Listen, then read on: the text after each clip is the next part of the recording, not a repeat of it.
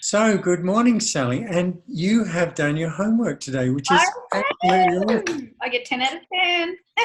Your Yes, homework from last week was to write me a poem.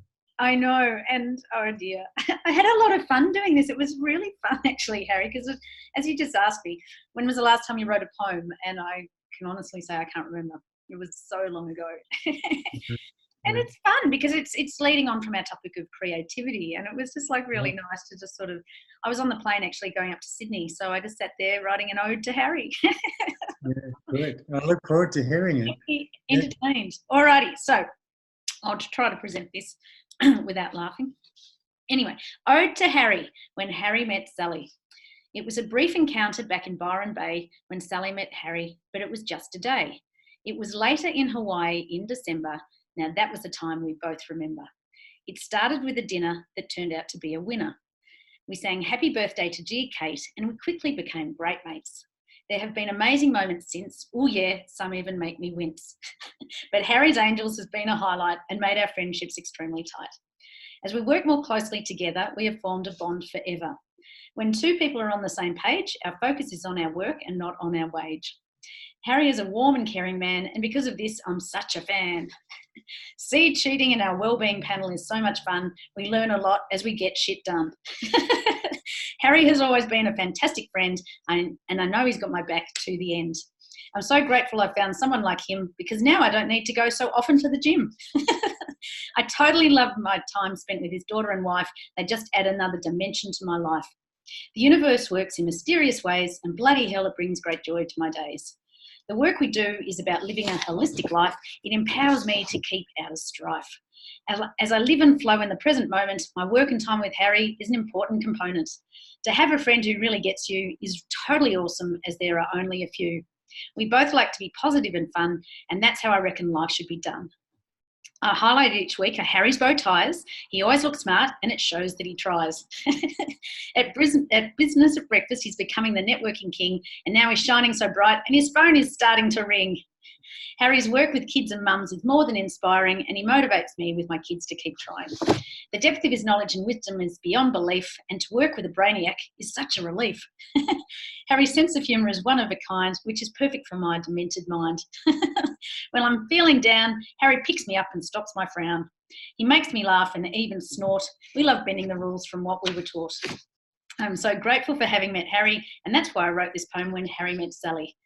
As with all good things, at some stage they must end, but until then, I'm going to treasure my time spent with my very special friend. The end. Do you like that one?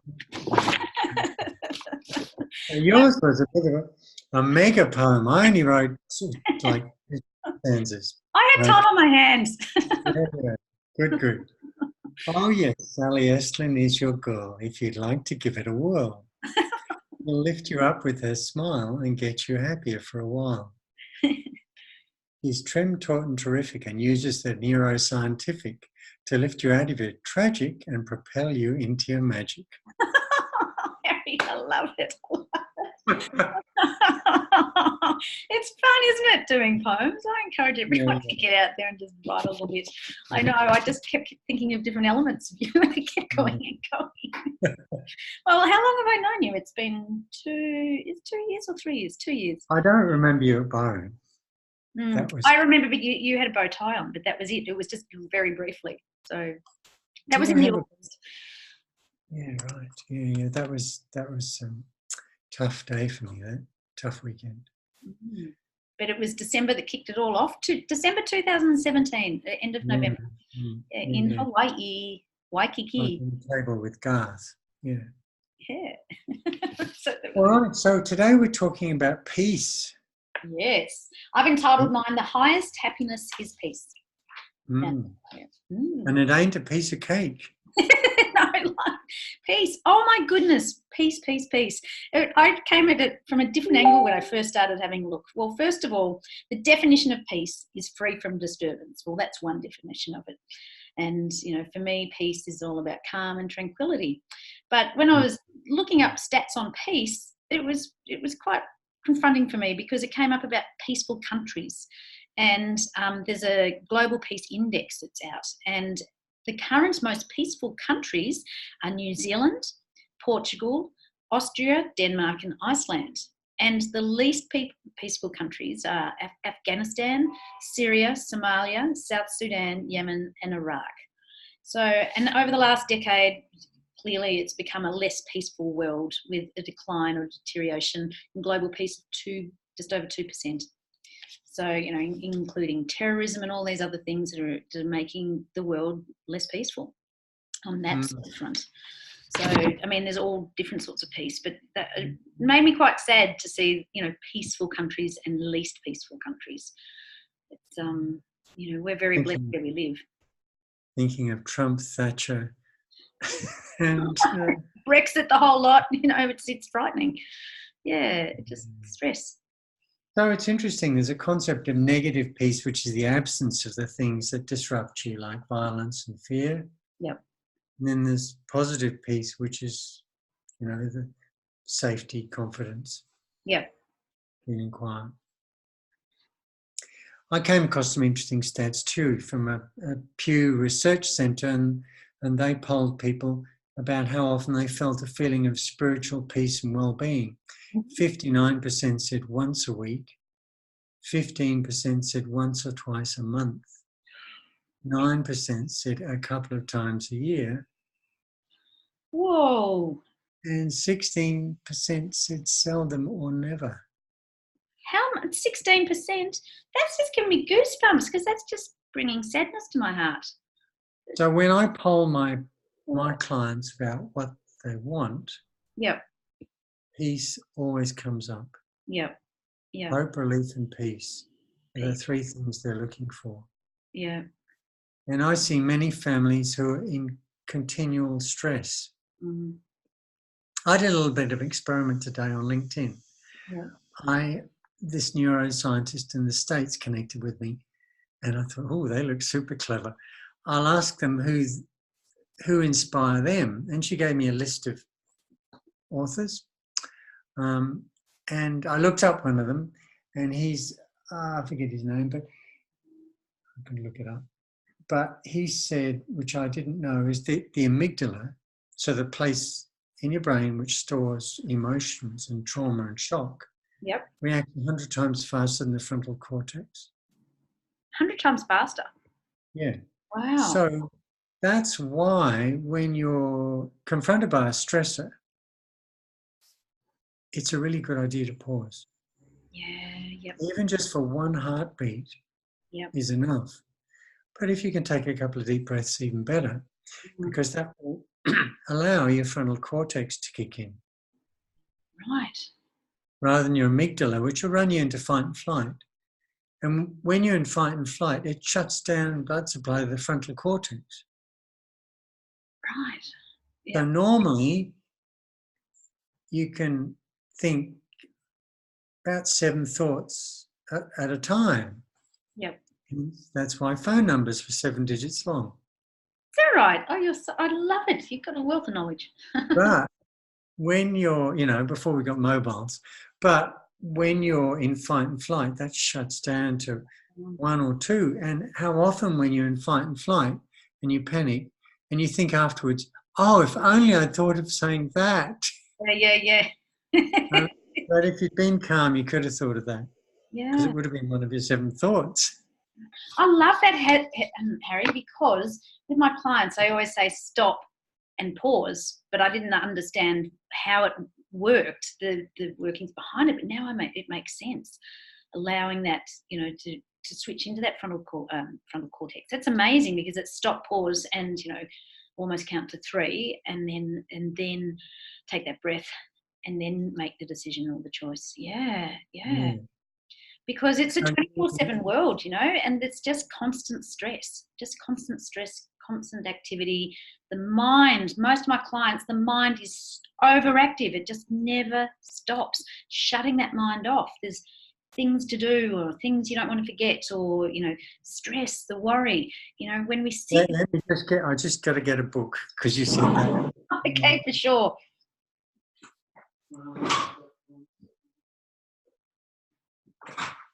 So, we've talked about this book before, But if you want to understand about stress and you like reading, there's a guy called Robert Saplonsky who wrote a book called Oh yeah, Why yeah, zebras make. Adolescence. And there's really, from a point of view of biology, there's really no such thing as stress. It's how you react to it. Absolutely, it's our choices, isn't it? It's the way we choose to react to things. Yeah, wow. Because what was I saying? Yeah, it's just the constant at you, and the mind's overgoing, and it's just overthinking. And if we sit in the present moment, it helps us stay calm. But when we regress back to thinking of things in the past, or the anxiety or fear of things in the future, it causes more stress. So it keeps us less calm. So your life isn't like this, is it, Sally? It is. It is. But as you say, shock horror. I have to stop and choose how I choose to react to stuff. And one thing for me is letting stuff go and putting some boundaries in. And just, I don't put enough healthy boundaries in with my kids. I just don't. And that causes a lot of stress because it's in and out and racing them here and there and whatever, rather than saying, no, my own way home. The doormat syndrome. Yes, no, I know. Look, I'm trying really hard, but got one in year 12 finishing next week, and it's just the rowing runs in the morning and evening. But having said that, one of the mums put together like a rowing drop-off pickup schedule. So like this morning I took 4 girls, but then someone will bring some back. One of them will drop mine today. So it creates more calm and peace because I've got the other 3 while I'm doing dinner and all that sort of stuff and dancing class and everything else going on. But yeah, so it is all about choice. I think that's a really important point, Harry, is that it's how we perceive things causes the stress. Because the impact of the stress, because if you manage it, it's not stressful. It's just what it is, it's just your routine or whatever you got to do, and you just go with it. It is what it is. Like doing this now with you, it will be stressful for some people. I love it. I look forward to it. But we've done it so often, yeah. And we talk about these sort of things all the time, but the things that we do to stay calm or stay, have that peace. For me, it's walking, it's exercise, it's spending time with friends, it's meditating, being out in nature is massive. Being in the sun by the beach, OMG. For some that would be stressful, but for me it's just like the best. Listening to audiobooks or reading books, having a bath with Epsom salts and some lavender oil. Yes. I actually don't like baths. Interesting. Really? Yeah. Never? Did you grow up in a bath? Yeah, as a kid we saw we had no showers, but no, I love showers. You like to be quick in and out, or do you like to sort of take your time and have a sing? Not very often. And another thing, when you're in a state of peace and calm, you are able to manifest more positively because you're attracting in where you're sitting. So it's the law of attraction. When you're crazy, busy and running around, you're attracting that into your life. And when you're more peaceful and calm and tranquil, you're attracting in more positive, high vibrational energy experiences as well, which is what I might. So it's interesting about this because I found that, my state does influence who I in as clients, but also my capacity does. So some months I just get this procession of people that the receptionist finds super challenging. But I find them quite okay. Yeah. The thing about so many benefits of being peaceful as opposed to, living more stressfully, mental health, physical health, emotional health. The physical one, it's reducing your blood pressure. You get less headaches. It's cardiovascular disease decreases, heart attacks, strokes. Your immune system boosts, decreases stress and anxiety. Emotionally, you're happier, you're more at peace, more relaxed. And mentally, there's less depression, less anger, less anxiety, less fear, less frustration. and everything's flowing. So the hormones, the good hormones, are racing through rather than the cortisol and the adrenaline, and you want your dopamine happening, feeling happy and relaxed and calm and slow. And breathing for me is a good way to stay calm as well. We were talking about before, just stopping, pausing, but connecting in with your breath, which is very meditative as well, but just allowing yourself. Do you remember I don't know if you do this with your kids, but I used to say to them, or if they fell over, take 3 deep breaths, get them to refocus and turn off from the stresses around them. Breathing is a really good way to calm down. I'd just kiss them with a Band-Aid. Yeah. When you kiss a child, it generates painkillers in the child. That's right. I forgot about that. And hugs are really good too. Is a really hug or a kiss better? Both. Because I always say to my kids, do you prefer kisses or cuddles? And they're all different. Some like cuddles, some like kisses. Yeah, interesting. Yeah, it's really cool. It's I mean, really, what peace does is support well-being. Just to summarize all the things you said. It's the antidote to stress. And it can be elusive for many people, really elusive, and it builds resilience. So I've actually done a model today. Oh, good. Bring it on. Yeah. So the first thing to do is pause. Pause your feelings. Pause for at least one heartbeat. Yep. That allows you to take a breath. And that'll allow you to perceive your state. How am I feeling? Yeah. What's happening to my heartbeat? Is it feeling heavy or light? That'll give you perspective and allows you then to pick your thoughts. You'll have that space. The amygdala is not getting you into fight and flight. You're not catastrophizing. It might not happen, and so on. That allows you to stay positive, and that'll support your feeling of peace. Yeah. All in palette today, Harry. Yes, indeed. Elephant time for you, gold stamp, very good. I love that. Mine was slightly different, but I'm 110% on yours about the stop and pause. So important. And now I understand the whole physiology or whatever behind it. So you want to just stop that fight and flight.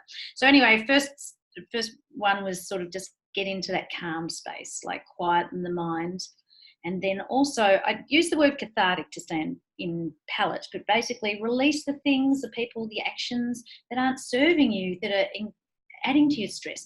Let things go, don't hang on to them, and then you can release the stress, the fear and the anxiety. So if you're calm and cathartic, then you're more empowered. You've got greater belief and confidence in yourself. When you're being cathartic and releasing things, and you get control back in your life by putting in healthy boundaries, saying no more often, etc., then you're overall happier. And then when you've got greater control back and you're sitting there with the calm, you're able to be more present in the now, just living in the now, and you can just be living in the present moment, because it allows everything else not to stress you so much. And overall, if you're calm, you're cathartic, releasing stuff, and you've got greater control, you've got more peace and calm. That's my little model. I remember when I was working for Coles Myer once, I was working in the marketing department, believe it or not. And one of the guys walked past, saw me gazing out of the window and said, "Oh, dreaming of the bug one, are you?" The bug one. That's a while back. Oh my goodness. It is a while back. Yeah. Yeah, daydreaming. I was living in Melbourne. Yeah. Yeah, those were the days. Never look back. So what are your steps, Harry? Well, my steps are just simply pause. Yeah. Perceive yourself. And about perceiving yourself, this is really important. I'm just going to turn a bit of paper over. It's important to trust yourself. Yeah. Be grateful.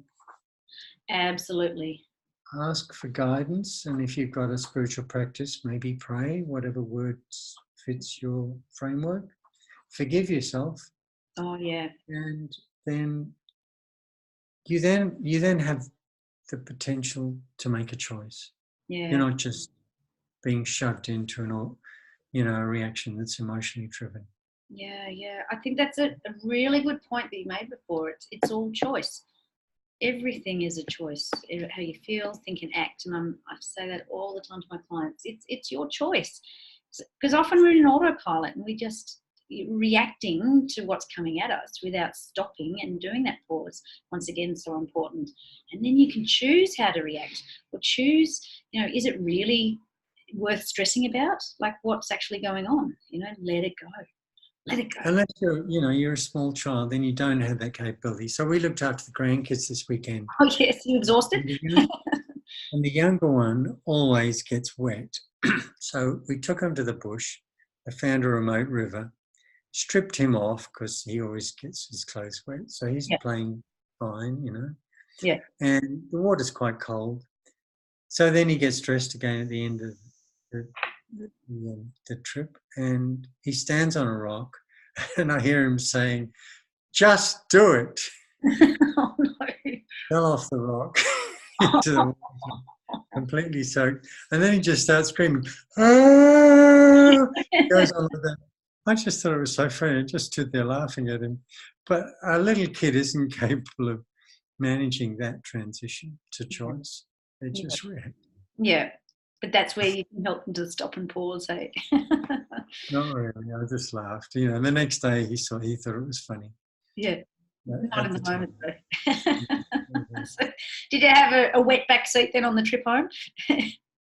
A little bit wet, but that didn't matter. I mean, you can identify with your kids sometimes when they melt down. Oh, I know about meltdowns. Queen Yes. of dealing with those. Yep.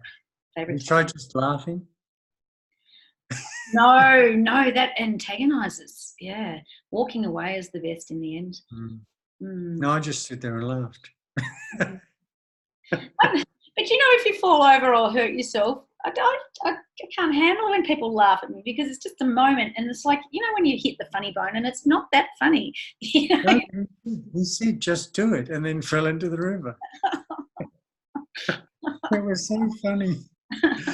And then I said, you could take the clothes off if you're that cold. So, so coming back to your stats, just because I really like those, where are they? How often would you be calm, like, with your everyday life? Like, you generally are running on calm? Having known you, I'd say. Yeah, look, I'll touch base many times a day. Yeah. Yeah. Yeah. Like before this, I went out for a walk in the garden and just marvelled in the bees going into each little individual grevillea flower. Wow. And enjoyed the sun and just, the magic, nature. Yeah. Interesting. I had a client just before in the gym, and a bee came into the gym, and sometimes I get them in there. But the client was saying that, because I said, "Oh, are you into killing bees?" Because I said I had to catch it and take it outside and whatever. And she said, "No, apparently if you kill a bee, they send out little zones, or little vibes out, and others come." Is that true? Do you know anything about that? I don't know, but I mean, why would you kill a bee? No, that's right. Just because it was, in the gym, and because we were trying to shoo it out, and she was getting really. So I got a cup and I was able to catch it and take it. If they sting you, they die. Yeah, I know. It's dreadful. Well, they're not going to sting you. Never. Okay, European wasps. Here's a little side story, but it is hilarious. It's quite different. Yeah, in a soft drink container, not good. No. Well, talking about taking your clothes off. So my youngest, always up until about the age of 2, would just take his pants off. He would just run around naked, or at least get a t-shirt on, but whatever. And he was out just putting his feet in the pool. It was about 18 months. Yeah, so he was just in the shallow end of the pool, just sort of wading around. Huge scream comes. He got bitten on the penis by a European wasp. He ended up being allergic, and so this little thing turned into this big thing. It was enormous. It was enormous, and I thought it was going to burst. It went the size of like a golf ball, and then it got bigger and bigger on the tiny end of this thing, and I thought, it's actually going to burst. We had to go to the emergency hospital, and in the end they had to give him some cortisone to let it come down. And then when it came down, it shriveled down so that it was the colour of that. I thought the whole thing was going to fall off. It turned completely black. Yeah, bad. That's story. Yeah, wasps are not nice. No. But, yeah. So, yes, Oh, that's very nice being out in the garden and with the bees and watching that. So I went out and watered the garden just before too. good. Going to Nice. be 27 here today. No way! It was 27 here yesterday. Mm, Beautiful. It's nice spring, mm, isn't it? It's beautiful. Mm. mm. So there you go. So So watch out for sitting on the pool without your bathers on at your place. Yeah. yes. He's still scarred by that now. He doesn't That's right, like yeah. wasps or bees. And it's springtime when you start to have more barbecues, and then that brings in more of the bees. Every time you got the wasps, every time the meat's on the barbie, they all come in and join the party. Yeah. Or you could always go vegan like Teresa. Oh yeah, that's right. It's talking about calm. So because daylight savings has happened, which is awesome, I just thought, there was chaos and stress going on in the house, so I thought, I'll just walk outside. And I went and mowed the lawns. Now, there was traffic everywhere, and it took me an hour and a half. But it was so calming and peaceful, Harry. I'm just in my own world, trotting along, making sure stone chips aren't getting the cars as they're passing, and, cutting You through. must have a lot of lawn. Yeah, well, it's all nature strips, all because I'm on a corner Right. and it goes up, and I do the neighbours, and then I come inside and I do in here. Yeah. Do you have a petrol mower? Yes. Yeah. Yeah. A two-stroke or whatever it I'd is. switch to electric. Oh, right. Yeah. No, my cords wouldn't reach. Yeah. No, lithium battery. Oh, lithium battery. Wow. Super quiet, no smell. Yeah. And how long does it last for, the battery? Because my battery ones, leaf blowers and stuff, don't last that long. Well, they're getting better and better. I don't have a lot of lawn, so it lasts for that. Yeah. But I've got a leaf blower and it lasts two lots of the garden. Whoa. That's cool. Mm. Yeah. The whippersnipper. I've got it. It lasts enough to do the whippersnipping. Yeah, right. The poles. Yeah. Oh, when it breaks, you won't need to get another petrol one. Yeah. They may not even exist. Oh, I They're know. just, Yeah. Frightening. Well, darling, I really love this topic because it's something that I've had to learn to do. When I've met you, I was living with a lot of stress, and the journey over the last 2 years has been stepping into peace and being, and self-awareness is required for that, to be consciously aware of what's going on in your world and then choosing to make changes. Very important. Yeah. Mm. Yeah, I remember Hawaii very clearly. And the funny thing out of the poem, singing happy birthday to Kate, and it wasn't even a birthday. All the staff came up and they were cheering. It's a Japanese restaurant. It was fun. All right. Well, look forward to seeing you next week, Sal. Okay, then. Have a beautiful week. Enjoy the warm weather. See ya.